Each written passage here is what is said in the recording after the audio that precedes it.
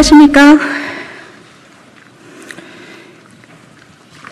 의원 사퇴를 선언한 이상 말을 아껴야 하고 어지간한 일에 직접 해명하기보다는 자숙하고 성찰하는 시간이 필요하다고 생각했습니다. 그런데 불과 이틀 만에 이 자리에 다시 섰습니다.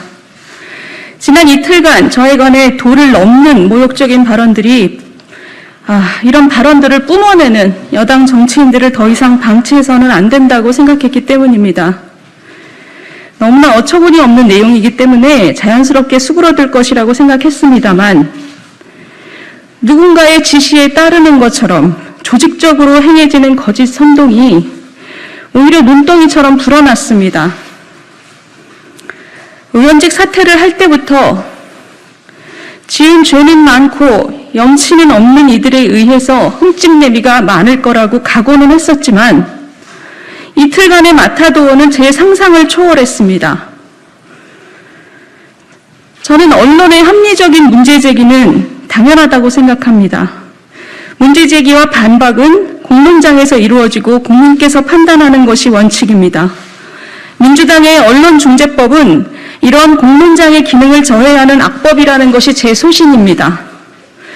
지금 민주당의 모습을 보십시오. 입법으로 언론을 탄압하면서 저 같은 정적을 공격하기 위해서는 가짜뉴스 양산에 여념이 없습니다. 저는 언론 재갈법에 반대하는 한편으로 악의적이고 고의적인 허위사실 유포에 대해서는 적극 대응해서 저 자신과 가족을 보호할 것입니다. 야당 지지자분들께서 저를 응원하시는 분도 있고 의심하시는 분도 계십니다.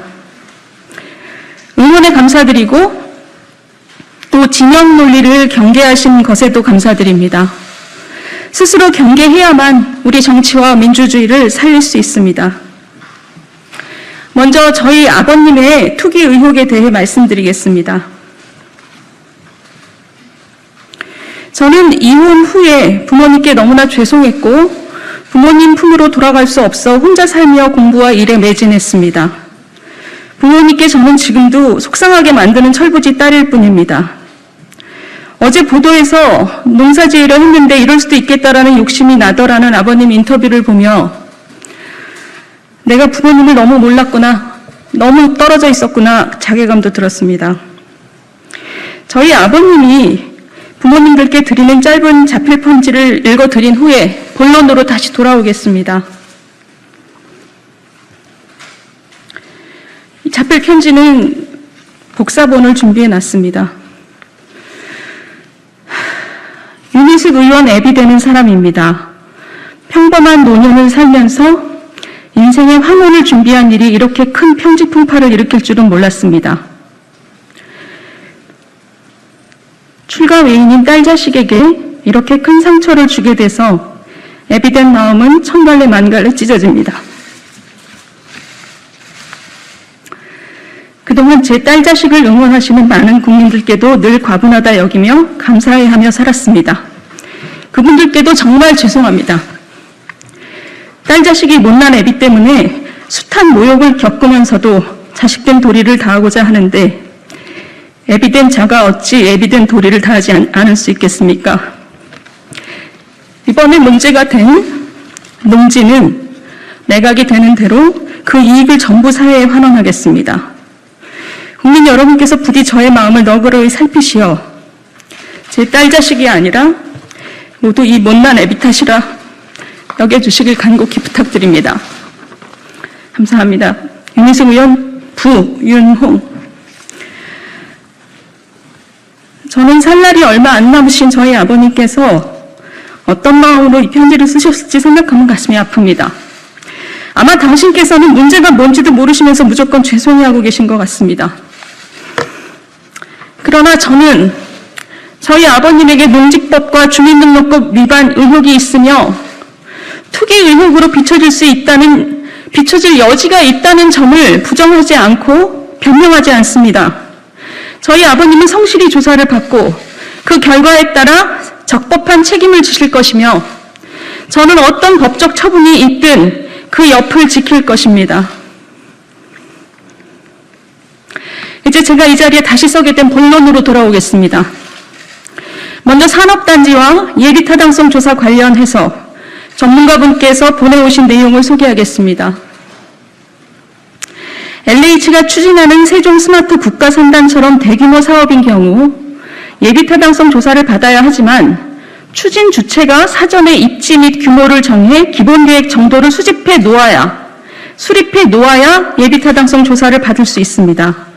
세종 스마트 국가산단의 경우 LH가 구상부터 입지 선정, 개발 및 기본계획을 마련하는 데 통상 3년에서 5년 정도의 시간이 걸립니다. 그런데 이때 개발 정보가 관련 국민들에게 공유되곤 합니다. 계획 자체가 애초에 신도시 개발처럼 비밀스럽게 수립되지 않기 때문입니다. 그 이유는 산단 입주를 통해 화물 자동차가 늘어나고 정주 여건이 나빠져서 반대하는 주민들도 많아서 개발 계획을 잘 설명할 필요가 있기 때문입니다. 또한 국회의원 그리고 세종시는 지역 경제를 살린다면서 예비타당성 조사 이전에 본인들의 정치적 치적으로 산단 계획을 홍보해 왔습니다. 세종시 지역구의 유명 정치인도 이 방식으로 사적인 이득을 많이 챙겼다고 잘 알려져 있습니다. 그래서 막상 예비타당성 조사를 위해 현장 실사를 가면 주변 부동산 중개업소는 물론이고 주변 주민들도 알고 있는 경우가 많습니다. 그리고 주변 공시지가가 올랐다던데 그것은 세종시 전체의 공시지가가 상승해서 올라간 것이지 산단 입주 때문에 오르지는 않았을 겁니다. 통상 산단 입주는 토지 가격에 그닥 긍정적인 요소가 아닙니다. 세종시 산단 관련 예비타당성 조사 정보를 제가 빼돌렸다는 의혹 자체가 얼마나 터무니없는 것인지 알 수 있습니다. 제가 이틀 전 의원직 사퇴를 한 후 불과 2시간여 만에 여당의 대선 후보인 김두관 후보는 제가 KDI에 근무하면서 얻은 정보를 가지고 가족과 공모해 땅 투기를 했을 것이라는 의혹을 제기했습니다. 그러나 KDI에서 재정복지정책부장으로 재직한다고 해서 KDI 내 별도 센터에서 진행하는 예비타당성 조사 정보에 접근하는 것은 그 자체가 불가능합니다. 어지간한 국회의원들은 예비타당성 조사 과정에 대한 이해도가 높기 때문에 대선 후보쯤 되는 이가 이런 말을 한다는 것은 사실 의도적인 모해가 아니라면 있을 수 없는 일입니다. 어제 아침부터는 이런 의혹이 매우 조직적으로 일사불란하게 이루어졌습니다. 김성환 민주당 원내수석은 공식적인 회의석상에서 제가 KDI 내부 정보를 활용해 부친에게 부동산 투기를 권유했고 투기 자금을 지원했거나 차명으로 소유했다는 의혹을 제기했습니다.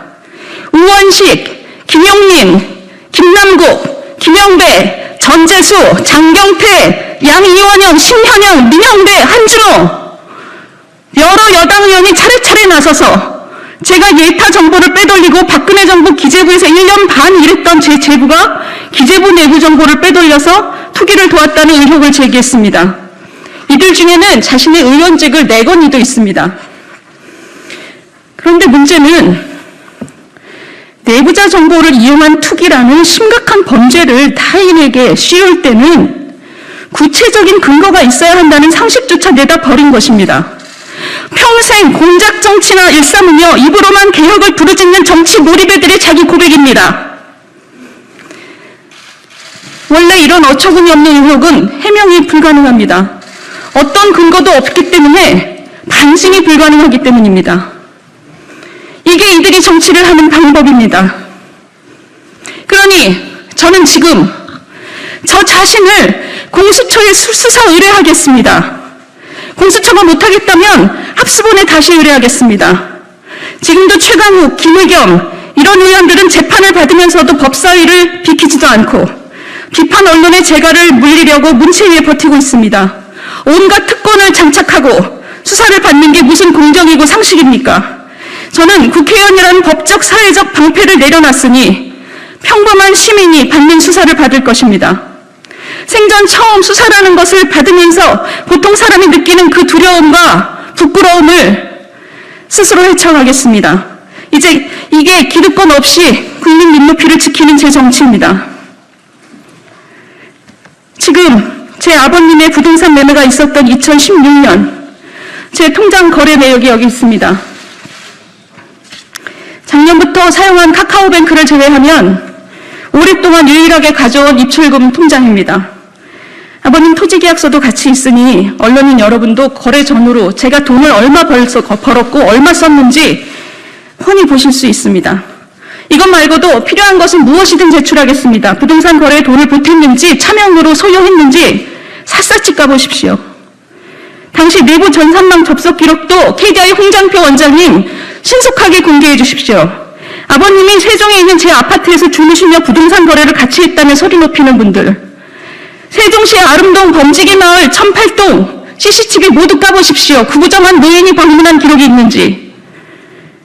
달랑 침구 하나 놓고 7년 동안 주중살림을 한 제 아파트에서 이삿날을 제외하고는 가족 누구도 저희 집을 방문한 적이 없습니다. 저희 집도 압수수색하십시오. 저희 부모님도 흔쾌히 부모님 댁 압수수색에 동의하실 겁니다. 단 철저한 조사 끝에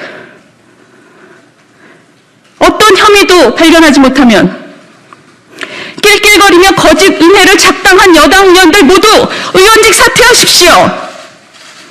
이렇게 심각한 범죄를 남에게 씌우면서 아무거나 막 던지는 게 정치인입니까? 무슨 염치로 정치를 하실랍니까? 특히 이재명 캠프의 선거대책위원장인 우원식 의원, 수행실장 김남국 의원, 이재명 캠프 남영희 대변인이 은혜에 가장 앞장선 것은 무엇 때문입니까? 이 캠프 자체가 서로 머리를 맞대고 앉아서 더러운 모이나 하는 그런 캠프라는 것입니다. 이 꼭대기가 누굽니까? 캠프 우두머리 이재명 후보입니다. 제가 무혐의로 판결나면 이재명 후보 당신도 사퇴하고 정치를 떠나십시오. 그리고 마지막, 방송인 김어준 씨. 저에 대한 공격에 가장 앞장서는 노컷뉴스마저도 저희 아버지 땅의 가격이 2배 정도 올랐다고 하는데 당신은 무슨 근거로 무려 6배가 올랐다면서 30억 시세 차익이란 말을 유포시키고 여론을 조작하고 있습니까?